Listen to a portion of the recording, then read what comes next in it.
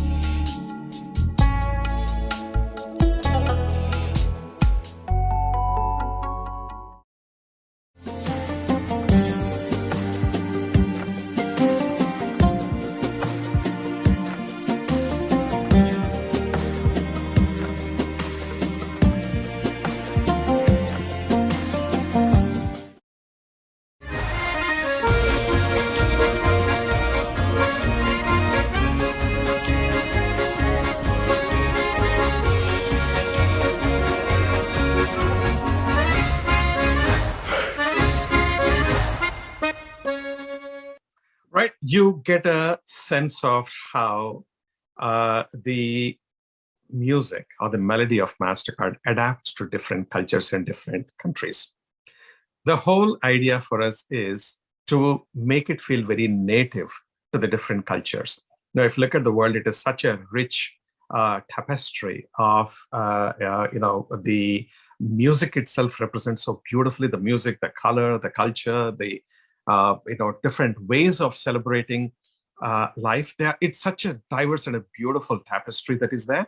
We wanted to make sure that our brand is actually reflecting that across different cultures and different countries. So that actually took us quite a long time to get, and we worked with some of the best musicians from around the world to get to that kind of a stage. And now we have got more than 200 different kinds of melodies, not melodies, but interpretation of melodies that we have got around the world. The next level that we had, obviously, is to check whether this melody is cutting across different contexts, different genres. So let me play a video to give you a sense of how our Mastercard melody moves across different genres of music. Please go ahead.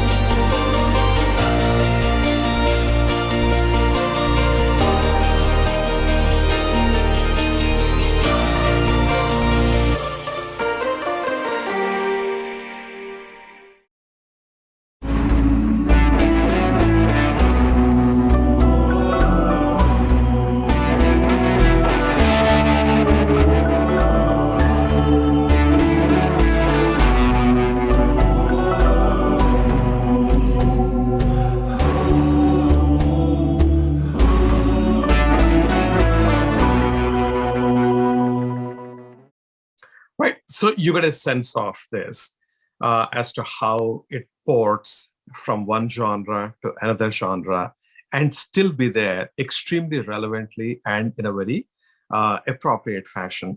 And it should not be dominating in any situation, but it should be supporting.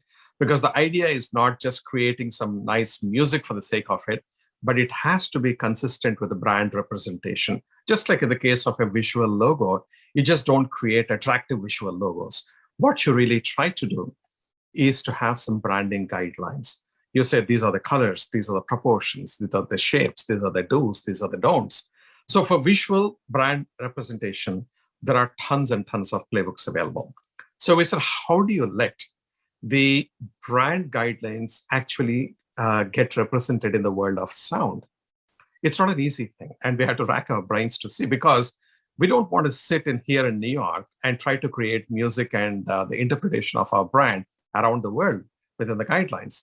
But we want to give the guidelines to various countries and allow them to adapt it to their particular cultures without violating any of our branding guidelines. So the way we actually came up with is what we call as our sonic DNA.